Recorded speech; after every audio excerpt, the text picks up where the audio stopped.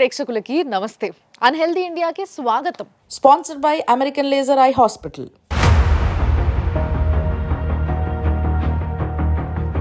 ఛీ! ఏం అద్దాలో ఏమో ఇవైతే. ఈ అద్దాల వల్ల అయితే నాకు చాలా తలనొప్పి అయిపోయింది తెలుసా. అటుపక్క ఇటుపక్క ఎటుపక్క సరిగ్గా కనిపించదు. ఏది చూసినా కానీ ప్రతిసారి తుడుచుకోవాలి. మీరు కూడా మీ అద్దాలు తీసి పక్క పడేయండి.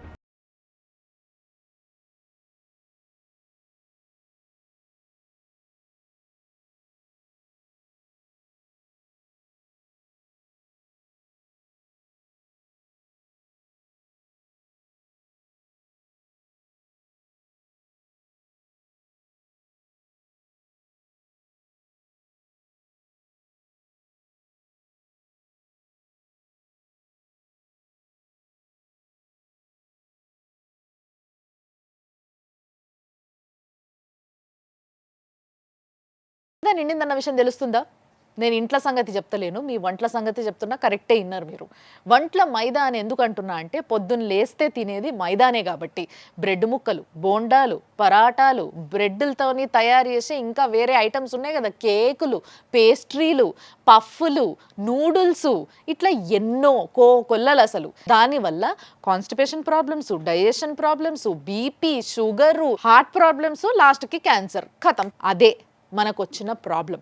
కాబట్టి మన ప్రతిరోజు జీవితంలో మనం తింటున్న మైదాని ఎలిమినేట్ చేస్తే మనం హెల్దీగా తయారవ్వచ్చు, చాలా హెల్దీగా తయారవ్వచ్చు. మరి అట్లా ఇష్టం వచ్చినట్టు మైదా తింటే ఏమైపోతామో అది చెప్పేటందుకే ఈరోజు మన స్టూడియోలో ఉన్నారు డాక్టర్ కిరణ్ గారు.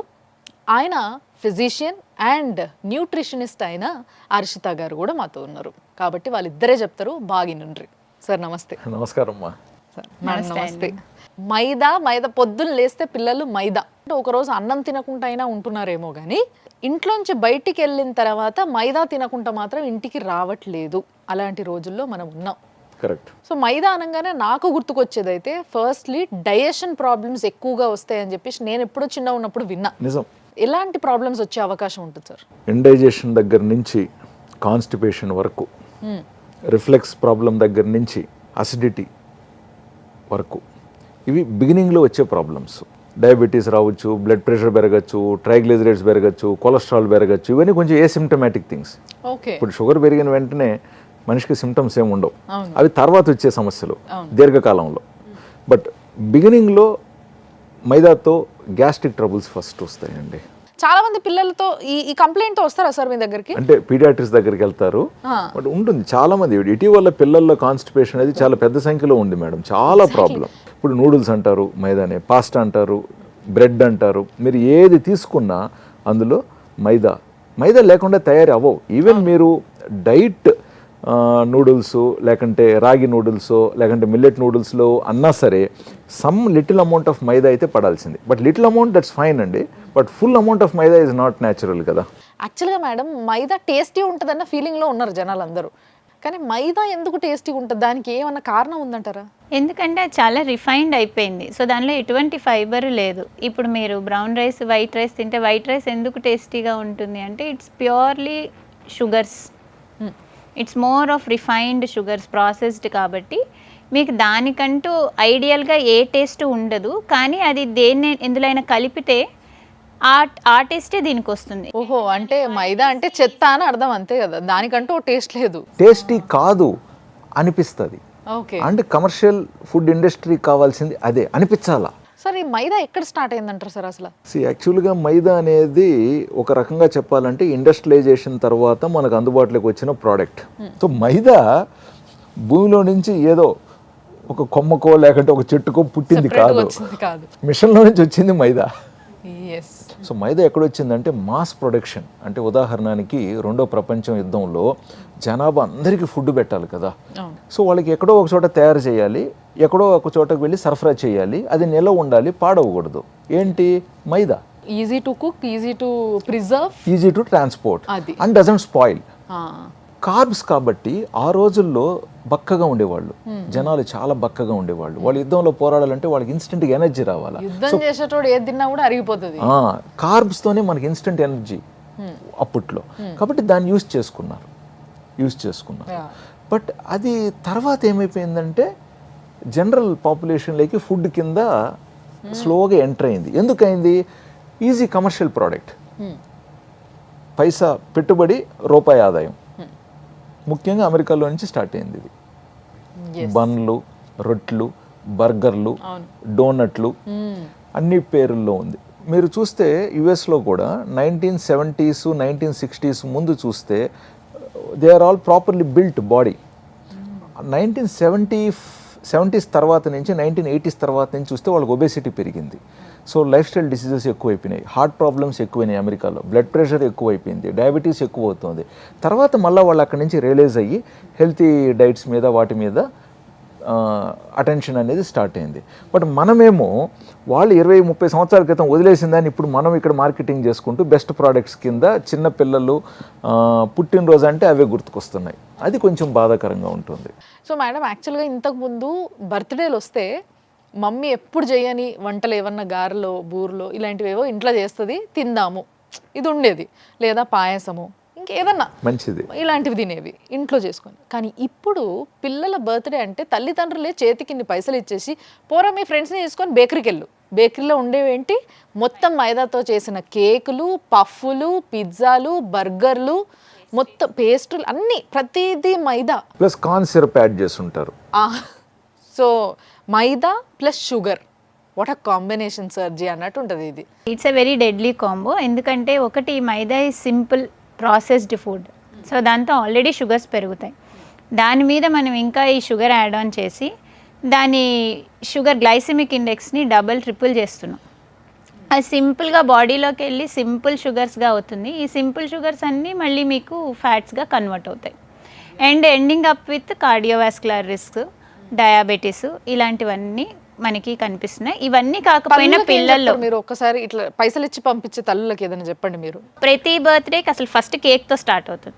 కేక్లో మైదా అండ్ షుగర్, దాని తర్వాత వెల్కమ్ డ్రింక్, అదంతా షుగరే. దాని తర్వాత చిన్న fried snack, that is again maida.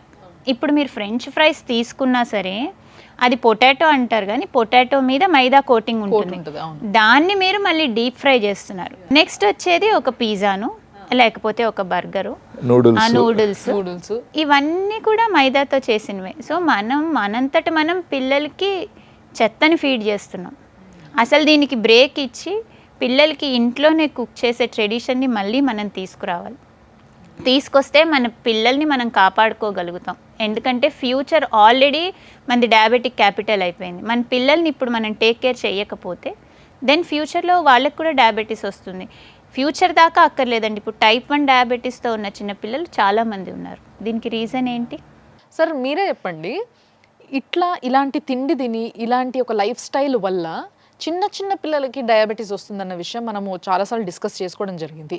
So మీ దగ్గరికి ఎంతోమంది పేషెంట్స్ వస్తారు కదా, ఏ ఏజ్ వాళ్ళు ఎక్కువ వస్తారు? టైప్ 2 డయాబెటీస్ యంగ్ ఆన్సెట్ అవుతుంది అన్హెల్తీ లైఫ్ స్టైల్ చిన్నపిల్లల వల్ల. ఓకే, టైప్ 1 డయాబెటీస్, టైప్ 2 డయాబెటీస్కి తేడా ఏంటి, ఏది డేంజర్ అనేది ఒకసారి చెప్పండి. వెరీ సింపుల్ అండి. టైప్ 1లో ఏంటంటే ప్యాంక్రియాస్లో నుంచి రావాల్సిన ఇన్సులిన్ ఆల్మోస్ట్ డౌన్ లెవెల్స్కి పడిపోతుంది. సో బాడీకి సర్వైవ్ అవ్వాలంటే ఇన్సులిన్ ఇవ్వాలన్నమాట. ఇన్సులిన్ ఈజ్ నథింగ్ బట్ అదేం మందేం కాదు. మన ప్యాంక్రియాస్ అద్భుతంగా పనిచేస్తే దాంట్లో ఉత్పాదన అయ్యే ఒక అమూల్యమైన ఒక పదార్థమే ఇన్సులిన్. అది ఈరోజు మనిషి తయారు చేయగలుగుతున్నాడు. కాబట్టి టైప్ 1 పిల్లలందరూ కూడా ఆరోగ్యంగా మిగతా పిల్లల్లాగా అద్భుతంగా బతకగలుగుతున్నారు. ఏదో షార్ట్ కట్స్లోకి వెళ్ళేసి ఇన్సులిన్ లేని వైద్యాలు ఇలాంటివి ప్రయత్నించి ఆ తర్వాత పిల్లలు కోమా లేకపోయి లివరు లేదా కిడ్నీ మీద లైట్గా డ్యామేజ్ అయ్యి ఆ తర్వాత మళ్ళీ మా దగ్గరికి రావడానికి చూస్తున్నాం. చాలా బాధేస్తుంది. కొన్ని సందర్భాలలో ఇన్సులిన్ తక్కువ అవసరం ఉంటుంది, కొన్ని సందర్భాలలో ఇన్సులిన్ లేకుండా కూడా షుగర్ కంట్రోల్లో ఉంటుంది. బట్ దానికి కొన్ని కారణాలు ఉన్నాయి. మళ్ళీ వాళ్ళకి ఇన్సులిన్ అవసరం ఉండొచ్చు. సో డయాబెటీస్ పోయిందని కాదు. టైప్ 2లో ఏంటంటే ఇన్సులిన్ ఉంటుంది, బట్ అది సరిపోకపోవటం, లేదా అది సమర్థవంతంగా పనిచేయలేకపోవటం, లేదా మన కండరాల కణాలు ఇన్సులిన్ వినియోగించుకోవాలి కదా, ఇవి వినియోగించుకుండే విధానంలో ఏదైనా లోపాలు, insulin resistance, what that. So type 2 diabetes అనేది ఏంటంటే it is. But end of the day type 2 diabetes వాళ్ళకు కూడా అన్కంట్రోల్డ్ డయాబెటీస్ ఉంటే కొంతకాలం తాత్కాలికంగా ఇన్సులిన్ అవసరం ఉండొచ్చు. సో ఇన్సులిన్ పెడితే లైఫ్ లాంగ్ వాడాలి, అలవాటు అయిపోతాం అనేది తప్పు. ప్లస్ ఇన్సులిన్ అంటే అదేదో సూది ఉంటుంది, గుచ్చుకోవాలి, నొప్పి వేస్తుంది కాదు. అసలు టెక్నాలజీ ఏ స్థాయికి వచ్చిందంటే ఇన్సులిన్ మీరు వేసుకున్నారో లేదా కూడా మీరే మర్చిపోయి ఉంటారు. ఆరోగ్యంగా ఉండటానికి డయాబెటీస్ వాళ్ళకి కావాల్సింది ఏంటి? Good control. గుడ్ కంట్రోల్ అంటే ఏంటి? షుగర్ తినకముందు 100 లోపు, తిన్న తర్వాత 140 లోపు, HbA1c 7 లోపు, లో షుగర్ రాకుండా, ఓకే, అంతే క్రైటీరియా. మార్కెట్లో మాకు అన్నీ ఆర్గానిక్ దొరుకుతున్నాయి, అన్నిట్లో లైక్ ఎట్లా అంటే కొర్రలతో చేసినవి ఇలాంటివి కూడా బిస్కెట్స్, ఇప్పుడు రకరకాల బిస్కెట్స్ ఉంటాయి. ఆ బిస్కెట్స్లో మైదా లేదండి, ఇది గోధుమలది, ఇది కొర్రలది, ఇది రాగులది, అన్నీ దొరుకుతున్నాయి మనకి.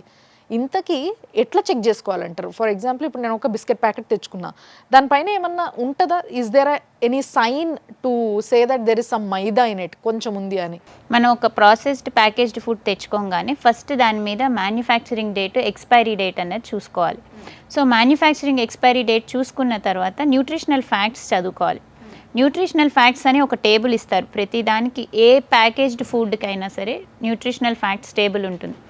ఆ టేబుల్లో యాడెడ్ షుగర్స్ ఉన్నాయా, యాడెడ్ షుగర్స్ ఉంటే ఎంత అమౌంట్స్లో ఉన్నాయి, మోర్ దాన్ 10 grams ఉంటే అది వెరీ హై ఇన్ షుగర్స్.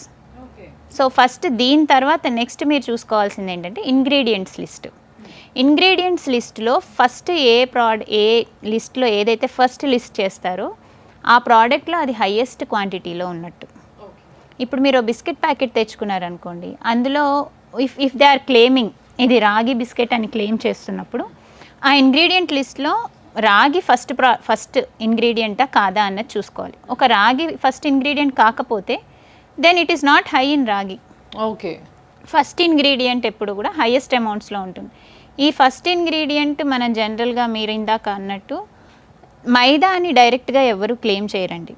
దాన్ని ఇప్పుడు ఎన్రిచ్డ్ వీట్ ఫ్లార్ అని కానీ, రిఫైన్డ్ వీట్ ఫ్లార్ అని కానీ, ఇట్లా రకరకాల వేరే వేరే నేమ్స్ తోటి వాటిని లిస్ట్ చేస్తారు. ఎందుకంటే మైదా అని రాస్తే మీరు కొంటారా? మైదా చెడు అని అందరికీ తెలుసు. ఎగ్జాక్ట్లీ. యా, నేను చాలా హెల్దీ బిస్కెట్స్ కొంటున్నాను మా పిల్లలకి, ఇందులో 0 మైదా అని రాశారు అని ఇస్తారు. కానీ మీరు ఇంగ్రీడియంట్స్ లిస్ట్లో చూసే తెలుసుకోవాలి అందులో నిజంగా మైదా ఉందా లేదా అని. చాలా డేంజరస్ పదాలు ఉన్నాయి, విన్నారు కదా? ఎన్రిచ్ వీట్ ఫ్లోర్ ఒకటి, ఇంకోటి ఏంటి మ్యామ్? రిఫైన్డ్ వీట్ ఫ్లోర్, అదొకటి. సో ఇట రాసిండ్రు అంటే దానికి అర్థము గోధుమల పిండి అని కాదు, మైదా పిండి కూడా గోధుమల నుంచే ఉడుతుంది కాబట్టి వాళ్ళు అట్లా రాసుకోనికి అధికారం వచ్చింది వాళ్ళకి. షుగర్స్ కూడా అలాగే అండి. షుగర్స్ కూడా రకరకాల పేర్లు ఉంటాయి, మాల్టోడెక్స్ట్రిన్ అని, డెక్స్ట్రిన్ అని, సూక్రోజ్ అని. సో ఇట్లాగా రకరకాల షుగర్స్ వేరే వేరే పేర్లలో ఉంటాయి. హై ఫ్రక్టోస్ కార్న్ సిరప్ అసలు అది హ్యూజ్ సబ్జెక్ట్. అది ఓన్లీ డయాబెటీస్ పెంచుతుందనే కాదు, దానివల్ల రకరకాల ఇన్ఫ్లమేటరీ డిజార్డర్స్ కూడా వస్తూ ఉంటాయి. సో ఇట్లాగా మనం తీసుకున్న ప్రోడక్ట్లో ఇంగ్రీడియంట్ లిస్ట్ చదవడం అనేది వెరీ వెరీ ఇంపార్టెంట్. ఇంకొన్ని వస్తూ ఉంటాయి, INS అని, ప్రిజర్వేటివ్స్, కలరెంట్స్, ఫ్లేవర్స్. సో ఫ్లేవర్స్ వీటిలో చూసుకున్నా సరే న్యాచురల్ ఐడెంటికల్ ఫ్లేవర్ అంటారు. అంటే అదేమి డైరెక్ట్గా వాడు ఫ్రూట్ వేయడు. ఇప్పుడు మీరు బాగా చూస్తే ఫ్రూట్ జ్యూసెస్ కానీ, లేకపోతే పొద్దున్నే మనం బ్రేక్ఫాస్ట్కి బ్రెడ్ కాకుండా ఇప్పుడు చాలా ఫేమస్ అయిందంటే సీరియల్స్. పిల్లలకి ఇంకా అట్రాక్టివ్గా బాక్సుల మీద కార్టూన్స్ వేసి, చోటా భీమో లేకపోతే వాళ్ళ ఫేవరెట్ కార్టూన్, ఏదో హెల్దీ తింటున్న ఫీలింగ్ వస్తుంది సార్. అసలు వీటి వల్ల, ఈ రిఫైన్డ్ ఫుడ్స్ వల్ల మళ్ళా పిల్లలకి మూడ్ స్వింగ్స్, వాళ్ళ ఎనర్జీ ఇంబ్యాలెన్సెస్, సో వాళ్ళకు ఒకసారి కోపం, ఒకసారి ఇది, వాళ్ళ క్రేవింగ్స్ పెరిగి వాళ్ళకు చాలా కష్టం అండి. బాగా పెద్ద పెద్ద స్వీట్ షాప్స్లో ఈ మధ్య నేను చూస్తున్నా, మైదాతో తయారు చేసిన స్వీట్స్లో షుగర్ ఫ్రీ అని కింద పెడుతున్నారు సార్. ఒకరిద్దరు డాక్టర్లు కూడా నాకు చెప్పిండ్రు, షుగర్ ఫ్రీ అయితే పర్లేదమ్మా, వేసుకోవచ్చు, ఆ ట్యాబ్లెట్స్ వేసుకుని తాగొచ్చు షుగర్ ఉన్న వాళ్ళు అని. మీరు చెప్పండి యాజ్ ఎ ఎండోక్రైనాలజిస్ట్, అసలు అట్లా తాగొచ్చా? షుగర్ ఫ్రీలో షుగర్ ఉండదా? ఏం కాదా తింటే? ఇంకొకసారి దాని జోలి పోము అనుకుంటే, ఇంకా లైఫ్లో ఇది ఫస్ట్ అండ్ లాస్ట్ అనుకుంటే నేను ఓకే అని అనొచ్చు. ఓకే, ఇప్పుడు నేను ఓకే అన్నాను అనుకోండి ఎవరికన్నా, ఓహో డాక్టరే చెప్పాడు కదా అని చెప్పేసి రెండోసారి మళ్ళీ అలాంటి దాని దగ్గరికి వెళ్తారు. పిల్లల విషయానికి వచ్చేసరికి ఏంటంటే, ఈ మైదాతో తయారు చేసినవి అన్నీ తిని వాళ్ళు దుంకి ఆడి ఎక్కువ ఎనర్జీ పోయి, చెమటలు పోయి వాళ్ళకి అరిగిపోతుంది, మళ్ళీ తింటున్నారు. కానీ ఈ తిన్న మైదా వల్ల వాళ్ళ లైఫ్ స్టైల్, వాళ్ళ ఫ్యూచర్, వాళ్ళు ఇంకొక 20 ఏళ్ళ తర్వాత ఏ విధంగా మామూలుగా హెల్తీగా తిన్న పిల్లలతో పోలిస్తే వెనకబడతారు అని అడిగితే ఏం చెప్తారు సార్? నేను కూడా చిన్న వయసులో బర్త్డే పార్టీలో కేకులు తిన్నాం. అప్పుడు కూడా నూడిల్స్ కొత్తగా వచ్చాయి అప్పుడు ఇండియాకి, 2 రూపాయలు 2 నిమిషాల్లో. ఎప్పుడు 3 నెలలకో 2 నెలలకో 6 నెలలకో ఒక్క ప్యాకెట్ ఇంట్లో తెచ్చుకొని ఉడకబెట్టుకొని తింటే గొప్ప. అందులో మళ్ళీ ఇన్ని బీన్స్, ఇన్ని క్యారెట్, మళ్ళీ కట్ చేసి వెజిటబుల్స్ కూడా, ఎందుకంటే అది 5 మందికి రావాలి కదా. మీరు అన్నట్టు ప్లస్ ఎగిరాము, దూకాము, పరిగెత్తాం, కాబట్టి ఆడికాడికి సెల్ అయిపోయింది. ఇప్పుడు ఏమైంది, పిల్లలు కార్పొరేట్ స్కూల్స్లో ఎక్కడ వాళ్ళు పరిగెడుతున్నారు. అప్పుడప్పుడు నిజంగా రేర్లీ అయితే అకేషనల్గా, వెరీ అకేషనల్గా అయితే బాడీ తట్టుకుండేది. బట్ ఒకప్పుడున్న అకేషనల్ అండ్ వెరీ రేరు ఈరోజు ఆఫన్ అయిపోయింది, అంటే సరదాగా అయిపోయింది ప్రతిదీ. నేను ఈ అంశంలో ఒకటి చెప్పదలుచుకున్నా. నేను 1-2 సందర్భాలలో అన్కాపూరు, ఆర్మూరు దగ్గర మెడికల్ క్యాంప్స్ చేశామండి. నాకు అక్కడ చాలామంది మంచి క్లయింట్స్, పేషెంట్స్ ఉన్నారు. వాళ్ళ రిక్వెస్ట్ మీద వెళ్ళి చేసాం. నిజంగా అక్కడ చాలా మంచి ఆరోగ్యంగా ఉన్నారు. నేను వేరే ప్లేసెస్లో క్యాంప్స్ కంటే ఇక్కడ డయాబెటీస్ డిటెక్షన్ చాలా చాలా తక్కువ. అంటే చాలామందికి షుగర్స్ కంట్రోల్లోనే ఉన్నాయి. షుగర్ లేని వాళ్ళ సంఖ్య కూడా చాలామంది ఉన్నారు. సంతోషమే. బట్ అయినప్పటికీ నేను గుర్తించింది ఏంటంటే అక్కడ ప్రతి ఒక్కరు ఉదయం చాయ్ కాఫీతో బిస్కెట్లు తింటున్నారు. ఓకే, వాళ్ళు ఆరోగ్యంగా ఉన్నారు, వాళ్ళు బిస్కెట్స్ తీసుకుంటున్నారు, నేనేం కమెంట్ చేయను. బట్ షుగర్ ఉన్న వాళ్ళకి మాత్రం అయ్యా మీరు బిస్కెట్లు తీసుకోకూడదు, మీ దగ్గర సూకా రొట్టె ఉంటుంది, లేదా నిన్న ఇంట్లో మిగిలిపోయిన జొన్న రొట్టె ఉంటుంది కదా, దాన్ని మళ్ళీ ఒకసారి వేడి చేసుకున్నారు అనుకోండి, అంతకు మించిన రొట్టె లేదు. లేదు, మనకు రాయలసీమలో రాగి రొట్టెలు తయారు చేస్తారు, మిగిలిపోయిన నిన్న రాగి రొట్టె ఉంటుంది కదా, పొద్దున్న లైట్గా వేడి చేసుకో, అద్భుతమైన రొట్టె, ఇట్లా మనం చెప్పేవాళ్ళం. ఈవెన్ చపాతీ అయినా పర్వాలేదని. సో దయచేసి బిస్కెట్లు మంచివని మాత్రం కొనుక్కొని తినకండి. చాలా మందికి ఇందాక మేడం చాలా చూసుకోవాల్సిన విషయాలు చెప్పారు ఒక ప్యాకెట్ వెనకాల. దాంతోపాటు కొన్ని నంబర్స్ కనిపిస్తాయి, ఇవేంటో పాపం చాలా మందికి తెలియదు. వాటి వెనకాల మీరు చూస్తే దాంట్లో ఇంగ్రీడియంట్స్ కింద ఇంకేమేమి కలిపినారు అనే దాంట్లో ఓన్లీ నంబర్స్ ఉంటాయి, పేర్లు అక్షరాలు ఏమి ఉండవు. ఆ నంబర్లు యాజ్ ఇట్ ఈజ్గా మీరు గూగుల్లో కొట్టి సెర్చ్ చేస్తే అసలు దాని యొక్క అవతారం చూపిస్తే చూడండి, మామూలు ఉండదు. దానివల్ల వచ్చే ఎన్ని రోగాలని మెన్షన్ చేస్తుందో అది చూసి నేను షాక్ అయిపోయినా. ఈ నంబర్ ఏంటి అని, దానికి ముందు ఒక 2 అక్షరాలు ఉంటుంది, FQO, FAనో ఏవో ఉంటాయి ఇలాంటివి, దాంతో పాటు నంబర్ ఉంటుంది. దాన్ని సెర్చ్ చేయండి ప్లీజ్, దాన్ని బట్టి అయినా మీకు అర్థమవుతుంది ఏం తింటున్నాం. అంతేకాకుండా ఇటీవల గవర్నమెంట్ 100% జ్యూస్ అనేది పెట్టకండి, లేబుల్ తీసేయమని చెప్పి, ఎందుకంటే 100% జ్యూస్ మీరు తయారు చేయలేరు.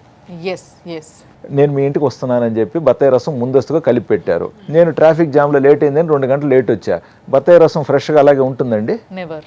మరి ఎట్లా ఉంటుంది మీకు 100%? అంటే చాలా మంది ఫ్రిడ్జ్లో పెట్టి ఫ్రెష్గా ఉంటుంది అనుకుంటారు సార్. 2 అవర్స్కి తాగొచ్చు, తప్పేం లేదు, లైట్గా ఫెర్మెంటేషన్ అయి ఉంటుంది, పులిపి ఎక్కువ ఉంటుంది, మంచిదేలే. బట్ 2 అవర్స్కే జ్యూస్ అలాగైతే మీకు 2 డేస్కి 3 డేస్కి ఏమవుతుంది? ఓకే, ఫ్రిడ్జ్లో పెట్టినా మీరు నెక్స్ట్ డేకి పెట్టగలుగుతారు, కానీ వారం అంతా అది ఫ్రిడ్జ్లో ఉండదుగా, నిజంగా మీ చేతులారా చేసిన ఫ్రెష్ జ్యూసు. నేను ఈ సందర్భంలో ఉత్పాదన చేసే వాళ్ళని కూడా నేను కమెంట్ ఇప్పుడు ఎందుకు చేయట్లేదంటే, వాళ్ళు వ్యాపారంలో ఉన్నారు, ఆలోచించాలా. ఇప్పుడు బిస్కెట్ ప్యాకెట్ తింటున్నాం, 2 గంటల తర్వాత విందు భోజనం పెట్టబోతున్నారు. నువ్వు ఈ బిస్కెట్ ప్యాకెట్ తిని ఆ విందు భోజనం ఏం ఎంజాయ్ చేయబోతున్నావు? మనకి ఇండియన్స్కి ఉన్న పెద్ద ప్రాబ్లం ఏంటంటే, సెలవు ఇచ్చినా కూడా పోయి కష్టపడి పని చేస్తామండి. అందుకే మనం అమెరికాలో ఫేమస్. సెలవిస్తే కూడా ఊరికి ఉండలేం, ఏదో ఒకటి చేసేసి వాడి దగ్గర మెప్పు పొందాలి, పైసలు పొందాలి. అరే నువ్వు అనారోగ్యం అయిన తర్వాత ఆ పైసలు ఏం చేసుకుంటావు? హాస్పిటల్కి పెట్టుకుంటారు సార్. కరెక్ట్, దానికి లిమిటే లేకుండా పోయిందిగా. సో కొన్నిసార్లు ఏంటంటే ఒక లైన్ గీసుకొని, దయచేసి సండే అంటే ఇంత మంచిగా సరదాగా పిల్లల ముందు మనం వంట చేయకపోతే రేపు పిల్లలకు వంట ఎట్లా తెలుస్తుందండి? సో మనకు ఓపిక, తల్లిదండ్రులుగా ఫస్ట్ మనకు ఓపిక తెచ్చుకోవాలి. ఈవెన్ మనము ఐటమ్స్ కొనేటప్పుడు కూడా పిల్లల్ని పక్కన పెట్టుకొని, చూడు నాన్న ఇది మంచిది, ఇది టమాటో ఇంత ఎర్రగా గుండ్రోటంగా లేకపోయినా పర్వాలేదు, ఇది మంచి టమాటో పక్కనుంది చూడు, ఇది ఇలాంటి కొనుక్కోవాలి. కోడిగుడ్డు మరి పెద్దది తెల్లగా లేకపోయినా పర్వాలే, కొంచెం సైజు తక్కువ ఉన్నా పర్వాలేదు, బట్ ఇది మంచి కోడిగుడ్డు. రైసు తెల్లగా ముత్యాల్లాగా మెరవకపోయినా పర్వాలేదు, బ్రౌన్గా ఉన్నా పర్వాలేదు, ఇది మంచి రైసు. మనం పిల్లలకి ఈరోజు నేర్పించకపోతే, ఆల్రెడీ చాలామంది పిల్లలు వెస్ట్లో, ఇప్పుడు మనకు ఇండియాలో కూడా నీళ్ళని మర్చిపోయారు. వాటర్ అనేది వెరీ ఇంపార్టెంట్. అండ్ వీళ్ళు ఎన్ని నీళ్లు తాగుతున్నారు మనకి ఎలా తెలుస్తుందండి? కనీసం అడగాలిగా మనం, నాన్న నీళ్లు తాగావా, ఎన్ని నీళ్ళు తాగావు? ఆ మమ్మీ నేను 3 times వెళ్ళి తాగాను. ఓహో 3 సార్లు. నాన్న గ్లాస్ నిండా తాగావా, గ్లాస్ సగానికి తాగావా? పిల్లడు తొందరలో ఉంటాడండి, వాడు గ్లాస్ నిండేదాకా ఎందుకు ఓపిక ఉంటుంది, వాడు సగం గ్లాస్ తాగుతాడు జనరల్గా, అజూమ్ చేసుకోవాలి. అంటే అడిగినప్పుడు వాడికి క్లారిటీ, ఓహో ఫుల్ గ్లాస్ తాగాలనా అనేది తెలుస్తుంది. But you being a mother madam, ఒక మదర్గా, ఒక న్యూట్రిషనిస్ట్గా, తల్లిదండ్రులకి ముఖ్యంగా నేను ఇందాక చెప్పిన మళ్ళీ అదే పాయింట్ని నేను రిపీట్ చేయాల్సి వస్తుంది. నాన్న వెళ్ళి మీ ఫ్రెండ్స్కి పార్టీ ఇవ్వు, బర్త్డే కదా ఇవాళ నీది, వద్దు అని చెప్పడానికి పిల్లల్ని కన్విన్స్ చేయడం చాలా కష్టం. ఈ రోజులో పిల్లల్ని కన్విన్స్ చేయడం చాలా చాలా కష్టం. సో ఈ పిల్లలకి ఒక తల్లిగా ఏం చెప్పి ఆపాలి, వాళ్ళకి సబ్స్టిట్యూషన్గా మైదాకి ఏం పెట్టాలి అంటే మీరు ఏం చెప్తారు? ఫస్ట్ థింగ్ ఏంటి అంటే మీరు అన్నట్టు పిల్లలకి ఆల్ ఆఫ్ ఏ సడన్ మనం ఒక్కసారి ఇంట్రడ్యూస్ చేసేస్తే వాళ్ళు వినరు. సో నువ్వు మనం ఇన్ని ఐటమ్స్ అనుకుందాం, ఈసారి నీ బర్త్డే ఇంట్లోనే చేసుకుందాము. So you will have a cake, you will have a welcome drink, you will have a main course as well. కానీ ఇలా మనం తీసుకున్న దానిలో ఒక 2 ఆప్షన్స్ హెల్దీ ఆప్షన్స్ పెట్టుకుందాం, ఒకటి నీ ఫేవరెట్, ఇలా స్టార్ట్ చేయండి. దెన్ వాళ్ళు కూడా చిన్నగా మారడం మొదలెడతారు. సో అది ఫస్ట్ థింగ్. రెండోది, యాజ్ ఏ పేరెంట్స్ పిల్లలు మనం చెప్పిన దానికంటే మనం ఏం చేస్తున్నామో చూసి నేర్చుకునేదే ఎక్కువ ఉంటుంది. యాజ్ ఏ మదర్ ఇప్పుడు నేను ఏదైనా స్నాక్ ఎటైనా బయటికి వెళ్తున్నాను అనుకోండి, I will carry a fruit and nuts with me. అది చూసి చూసి చూసి మా పిల్లలకి ఓకే అమ్మ బయటికి వెళ్తున్నామంటే ఫ్రూట్ తీసుకెళ్తున్నావా, నట్స్ తీసుకెళ్తున్నావా అంటే వాళ్ళు అడుగుతున్నారు అంటే దేసి నేను హెల్తీగా తింటుంటేనే నా పిల్లలు నన్ను చూసి, నేను బర్త్డే పార్టీ నేను ఎక్కడో రెస్టారెంట్లోనో లేకపోతే ఫ్రెండ్స్తోనో ఏ పబ్లోనో చేసుకుంటే నా పిల్లాడిని ఇంట్లో చేసుకోమంటే చేసుకుంటాడా? చేసుకోడు. సో నువ్వు ఎలా ఉన్నావో నిన్ను చూసే నీ పిల్లలు నేర్చుకుంటారు. సో డెఫినెట్గా యాజ్ ఏ పేరెంట్స్ మీరు చాలా రెస్పాన్సిబుల్గా తినాలి, మీరు టైంకి తినాలి, మీరు టైంకి పడుకోవాలి, మీరు టైంకి హెల్తీగా తినాలి. ఆటోమేటిక్గా పిల్లలు మీ వెనక వస్తారు. సో ఇప్పుడు మైదా ప్లేస్లో ఏదైనా సబ్స్టిట్యూట్ చేయాలంటే, అంటే ఇప్పుడు ఎటు తిరిగి మళ్ళీ మైదా జల్దీ వండడానికి వస్తుంది, చాలా ఫాస్ట్గా కుక్ అవుతుంది. అండ్ మనం అనుకున్నట్టుగా ఇందాక మైదాకి ఏ టేస్ట్ ఇస్తే అది తీసుకొని చాలా టేస్టీగా అనిపిస్తుంది కానీ ఉండదు. సో ఇవన్నిటిని బ్యాలెన్స్ చేయాలంటే ఎలాంటి ఫుడ్స్ని ఇంట్రడ్యూస్ చేయొచ్చు? ఇప్పుడు దానికోసమే మనకి మిల్లెట్ రీసెర్చ్ ఇన్స్టిట్యూట్ వాళ్ళు, హైదరాబాద్ మిల్లెట్ రీసెర్చ్ ఇన్స్టిట్యూట్ వాళ్ళు చాలా ప్రోడక్ట్స్ క్రియేట్ చేశారు. మనకి మైదాతో చేసిన నూడిల్స్ కాకుండా మిల్లెట్ నూడిల్స్ వస్తున్నాయి, మిల్లెట్ పాస్తాస్ వస్తున్నాయి. So those are the introductory offer for the kids. పిల్లలకి మిల్లెట్స్ని మనం డైరెక్ట్గా జొన్నన్నం లాగానో లేకపోతే కొర్రలు ఉప్మా లాగానో పెడితే వాళ్ళు డెఫినెట్గా ఫస్ట్ డే వద్దంటారు. కానీ మీరు మిల్లెట్తో చేసిన నూడిల్స్ కానీ పాస్తా కానీ ఇంట్రడ్యూస్ చేస్తే వాళ్ళు అసలు దాన్ని తినడానికి ఒక అడుగు ముందుకేస్తారు. ఇది మనం చేంజ్కి చేసే ప్రయత్నంలో ఫస్ట్ స్టెప్. సో వాళ్ళు దాన్ని తినడానికి ట్రై చేశాక over a period of time వాళ్ళు కూడా మీ స్టెప్స్ని ఫాలో అవుతారు. Absolutely right. అండ్ ఒక మదర్గా ఆవిడ ప్రాక్టీస్ చేయడంతో పాటు తన దగ్గరకు వచ్చిన క్లయింట్స్కి కూడా ఇది ప్రాక్టీస్ చేయించి సక్సెస్ అయిన ముచ్చట్ని పేరెంటింగ్లో భాగంగా ఈరోజు మీకు చెప్పడం జరిగింది. కాబట్టి ఇది చేస్తే మీరు మీ పిల్లలు బాగుంటారు. So thank you so much sir, చాలా మంచి మంచి వాల్యుబుల్ పాయింట్స్ చెప్పినరు. Thank you so much. Thank you madam. Thank you అండి. సో చూసినారు కదా, ఇది ఇవాళటి మన unhealthy India. Let's make India very very very healthy very soon. కాబట్టి దీనికి మేము చేయాల్సిన ఒక బాధ్యతగా ఒక అడుగు ముందుకేసినాము. మీ బాధ్యతగా మీరు కూడా ఒక అడుగు ముందుకేయండి. మేమందరం కూడా ఇవన్నీ పాటిస్తాం, మీరు కూడా అది పాటించండి. చూస్తుంటే చూస్తుంటే మార్పు జల్ది వచ్చేస్తుంది. సో చూస్తూనే ఉండండి సుమన్ టీవీ.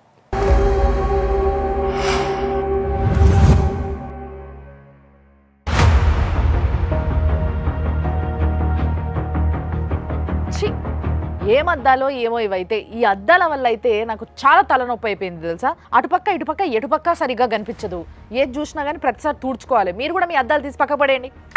2 లక్షల మందికి ఐ ట్రీట్మెంట్ చేసిన అనుభవం ఉన్న అమెరికన్ లేజర్ ఐ హాస్పిటల్ ప్రతి కంటి సమస్యకి బెస్ట్ సొల్యూషన్ ఇస్తుంది. వీళ్ళు కంటికి తగలకుండా స్మార్ట్ సర్ఫ్ అండ్ లేటెస్ట్ టెక్నాలజీతో చాలా simple laser treatment just 5 minutes లో చేసేస్తారు. ఎలాంటి పెయిన్ ఉండదు, ఇక లైఫ్ లో కళ్ళద్దాలు పెట్టుకోవాల్సిన అవసరమే లేదు. ఈ ట్రీట్మెంట్ కి అయ్యే ఖర్చు కేవలం 14,000 నుంచే మొదలవుతుంది. అసలు హైలైట్ ఏంటంటే ఇక్కడ అన్ని మెడికల్ ఇన్సూరెన్స్ యాక్సెప్ట్ చేస్తారు. అమెరికన్ లేజర్ ఐ హాస్పిటల్లో ట్రీట్మెంట్ మీ కళ్ళద్దాలకు పెడుతుంది చెక్ మేట్.